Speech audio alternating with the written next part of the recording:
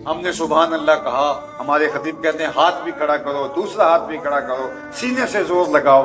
हमने सारी रात जो है वो शोरो गुल भी किया और कहा कि हाँ हाँ, लेकिन सुबह हम दुकान पे बैठे तो ये यहाँ से जो बात सुनी थी यहीं छोड़ गए। जो नमाज पढ़ी थी वो नमाज मस्जिद में छोड़ के आ गए, जिस तरह टोपी छोड़ के आ जाते हैं। मस्जिद से टोपी ली और वापस मस्जिद में छोड़ के आ गए। नमाज पढ़ी तो वो नमाज भी मस्जिद में छोड़ के आ गए। अल्लाह कुरान में फरमाता है फवैलुल लिल मुसल्लीन अल्लज़ीना हुम अन सलातिहिम साहून। खराबी है उन नमाजियों के लिए जो अपनी नमाजों को भूल गए हैं। अगर जो नमाज में पढ़ा था वो दुकान पे भी याद होता, जो सजदे में कहा था वो मसनद के ऊपर बैठे हुए अफसर को याद होता, तो कभी ऐसा ना होता कि ये मुल्क का ये हाल होता। ये हाहाकार मची है, ये लूट मार का बाजार गर्म है, ये लोगों की बोटियां नोच रहे हैं, ये लोगों का खून निचोड़ रहे हैं, रिश्वत का बाजार गर्म है, भाई भाई का गला काट रहा है, दुश्मनियां हैं कि फैलती चली जा रही हैं, मुआशरा है कि एक दूसरे को चाट रहा है, हमसाया हमसाये का दुश्मन है।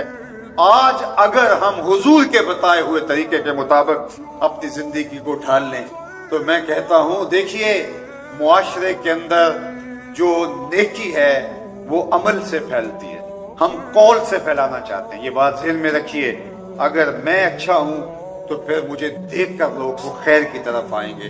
तो मेरे सामने जितने लोग मौजूद हैं, अभी आपसे पहले मैं पत्तोगी में था, एक दिन में 40 या 50 हजार लोगों से मैं मुखातबत करता हूं, तो मैं अपने आप से भी कहता हूं कि तुम्हें हक अदा करना चाहिए, और दोस्तों को भी कहता हूं कि मैं कोई ऐसी पॉपुलर तकरीर करके आपको खुश करके सरशार करके चला जाऊं तो मैं अपने ज़मीर के ऊपर बोझ महसूस करूंगा, और मैं सिर्फ आपको राजी करूं और मैं आपको झंझोड़ करके उस अमल की तरफ तवज्जो ना दिलाऊं जिस मकसद के लिए अल्लाह के महबूब तशरीफ लाए थे।